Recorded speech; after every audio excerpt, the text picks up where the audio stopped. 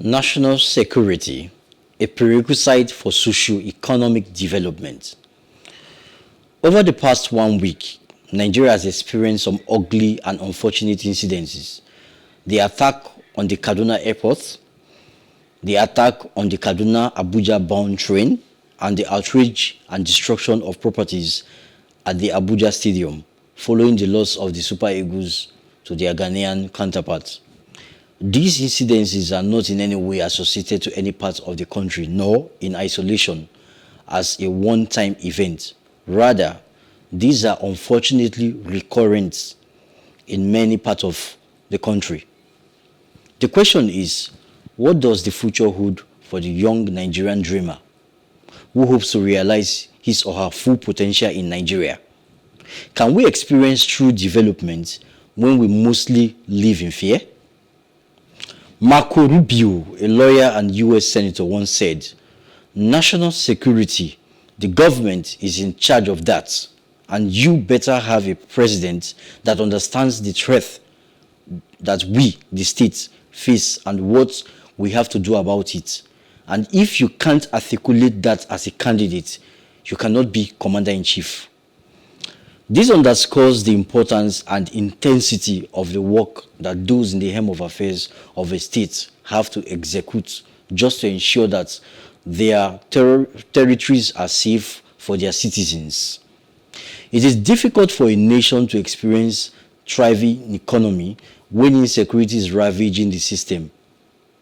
It is true that the buck lies on the desk of those in government, but we as citizens have a major role to play in enhancing our security and promoting socio-economic development. And this can be summarized by the following. By holding our politicians and government officials accountable in every situation, promoting virtues and positive values in our localities, being security conscious and genuinely concerned for the welfare of our neighbors or environment, having a sense of patriotism and promoting national values above tribal or parochial sentiments. It is important to note that insecurity and citizens' unrest would pose a big barrier to development of local businesses and influx of foreign investors in diverse sectors of the economy, thereby inhibiting socio-economic development. In conclusion, let us ponder on the words of General Dwight D. Eisenhower, the 34th President of the United States. A people that values its privileges above its principles will soon lose both. My fellow Nigerians, the world is watching. Let us build our nation, promote virtue, and hold our leaders accountable for the sake of our future. May the soul of Dr. Chinelo Magefu and the other victims of the Abuja-Kaduna bound train attack rest in peace. Amen. Well, when it comes to security, I don't know where you want me to start first. You want me to start, rather. When it comes to security, the question is, where do you start from? Do you do the blame game? Do you do the analysis? If you do the blame game, what does it get you? If you do analysis, okay, what next? We have, I don't know if to say we have failed or we are failing, or we are doing our best, it's just not coming out the way it should be. First of all, security is a responsibility for everyone. That is not to say the higher, what's it called, responsibility falls on the government. Keeping the people safe, creating a sense of belonging. In my view, that's where security starts from. It's not even the capacity of the government itself, but just creating a sense of ownership and belonging.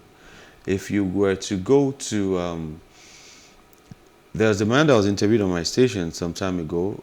He said in their area, there are cattle headers, and in the north, that they were there one day when some herdsmen came, Fulani herdsmen, attacking other Fulani headers. Yes, it happens a lot. So that's why I don't like to say Fulani herdsmen, because the amount of harm caused on Fulanis in the north if you are to hear it in the south, you realize at times in the south we are very insensitive.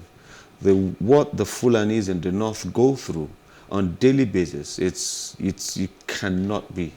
It's not something you even talk about. You should be ashamed saying Fulani headsmen, because these are just terrible criminals that are wreaking havoc everywhere. It's not about their tribe. It's not the tribe. So anyway, so this Fulani guy says there, as usual, the herders came and attacked them and rustled, took their flock away. So they ran.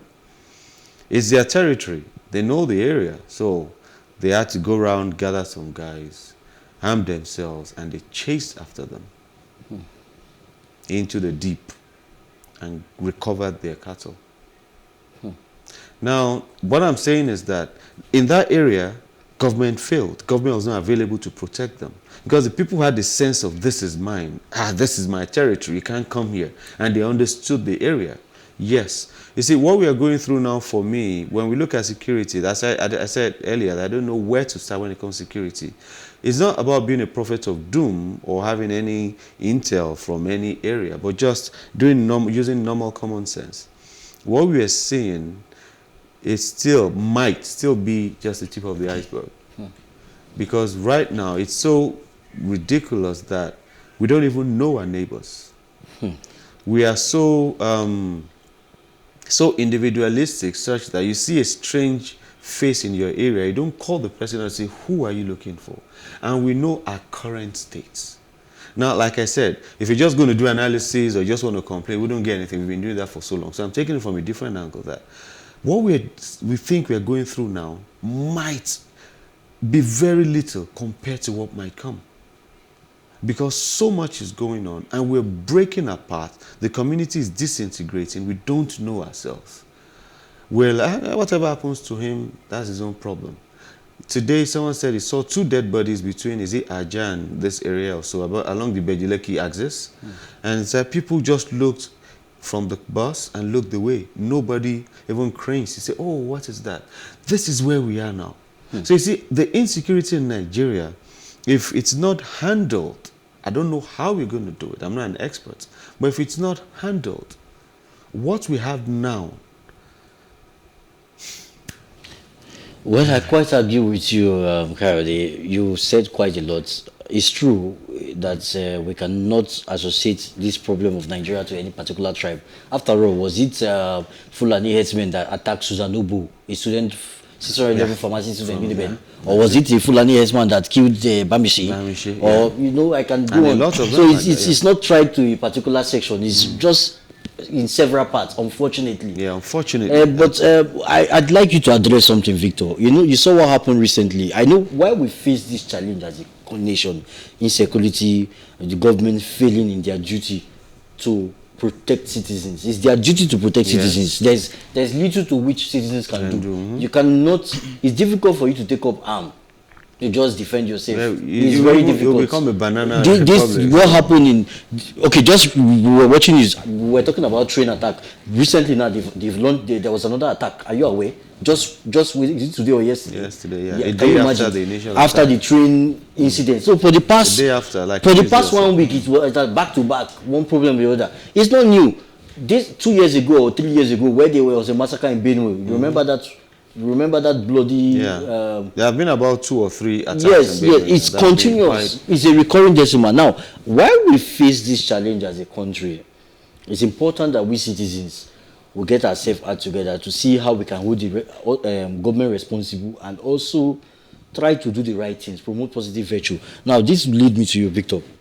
You saw what happened during this. I think that was the day before the train attack.